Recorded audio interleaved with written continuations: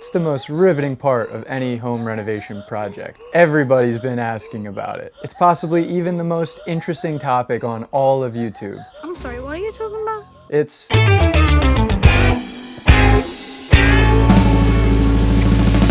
step number 1, schedule a meeting with licensing and inspection to get all your questions answered. Good morning, how are you today? Hi, good morning. And then I just had a few questions. A couple questions. Ask a question and then wait several more days. So another question. So another question. So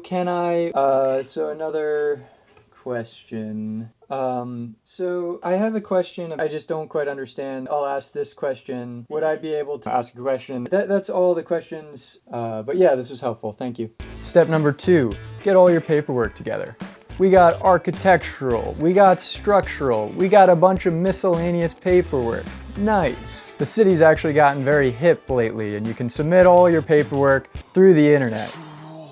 Then you just wait 15 to 20 business days and they'll let you know everything you messed up.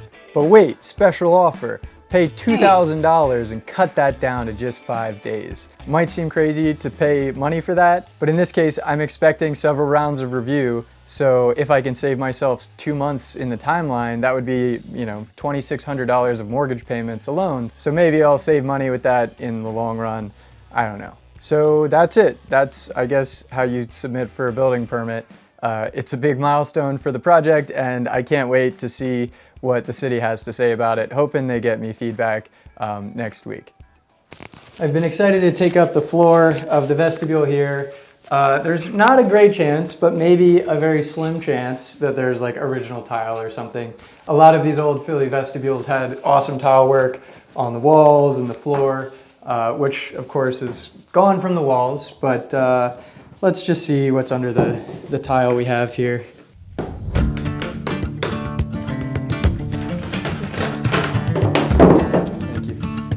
Safety is my #1 priority.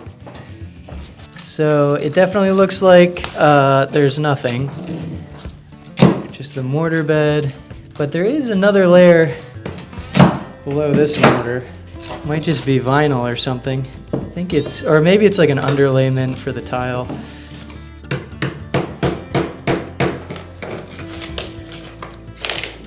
Yeah, that's just like a plywood they put down.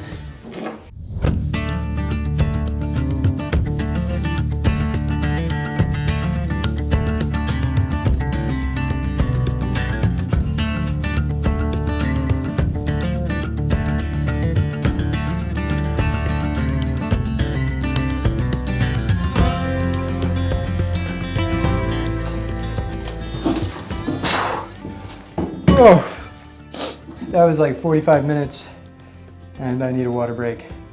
I would say taking up this tile is probably at least 2 or 3 times harder than I expected it to be. The lath and plaster comes off pretty easy, but this stuff, oh boy, I wouldn't recommend it. And unfortunately, no historic details.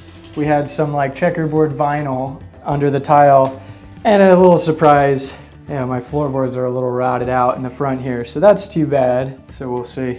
We got some big termite problems, especially where wood is meeting brick. This wall here is all masonry. This is just a wood partition, and it is real bad.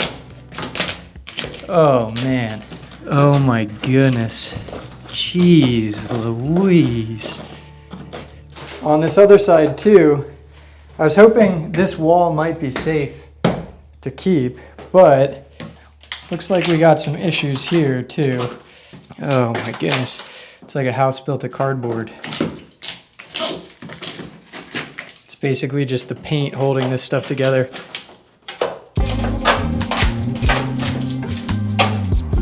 They ate through all the top of this trim as well.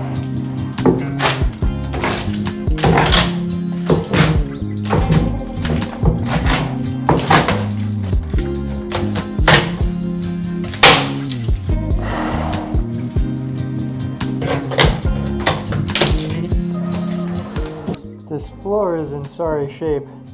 I'm thinking it's because the tile trapped moisture underneath, so this wood might have been wet and then the termites had their way with it. It's too bad. Also, I'm kind of regretting removing this tile because it'll probably just be replaced with a different tile. But at least it's good to know what's going on in here. Oh yeah, that's easy.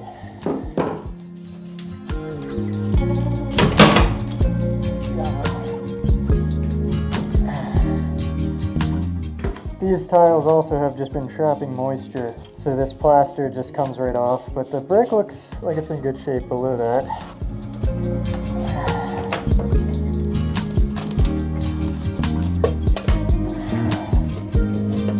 Yeah. There's no moisture in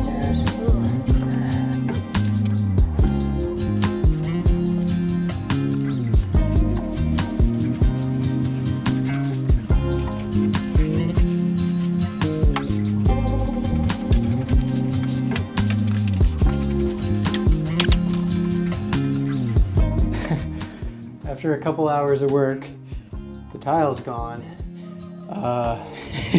The floor is in bad shape, so problem solved.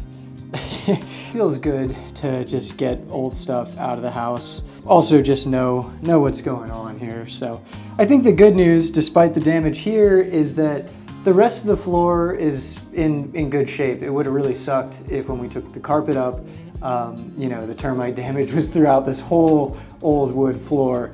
But for the most part, the floor is in good shape. So that's the plus side. Welcome back to week 7 here at the house. And let me fill you in on some of the ideas with this wall.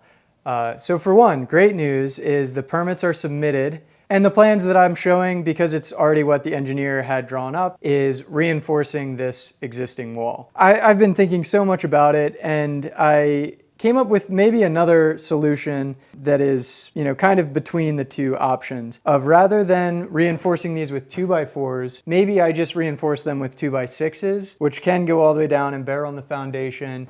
I can do another 2x8 up on top of those 2x6s, maybe still have the steel plate on the top plate, and then reinforce the wall above with 2x6 as well. Then I can frame the addition with normal 2x6 lumber. The perk is then we get a stronger wall, we have depth for insulation, but the downside is the spacing of them is going to be really kind of weird. So, when you go back to install drywall or sheathing on the outside, you're dealing with some weird dimensions rather than a typical 16-inch on center. Another thing with the reinforcement, I still might choose to get rid of the shiplap and resheathe the whole outside of the house and do new siding and everything. I didn't really talk through exactly what would happen if this wall has to be rebuilt. Of course, in the long run, that's going to lead to a better final product and less kind of, just trying to fit things in here to make it work. If I were to rebuild this wall, what needs to happen? The joists up here are bad anyway, so they would all come down. You would have a temporary wall here to support the good joists I have on this section of the house. Then you need to take off the roof. Then you need to take off the walls on the second floor. Then you take off the walls on this floor. So it would leave the house so exposed. Like you would have a big hole in the back of the third floor that's punched out for the addition. You would have this entire side of the house just open. So it's just a way bigger, production. Whereas the reinforcement, even though it might not give me quite as good of a final product, I could pretty much myself come through and add in the new lumber and reinforce this whole wall before I have to take everything apart and open the house up to the elements. And this can all be done before the framing starts for the addition. So just from a sequencing kind of timeline perspective, it's way safer just to reinforce the wall because I don't have to open everything up. So that's kind of where we fall. And I'm going to run this 2x6 idea by the engineer and see if that's going to be a possibility.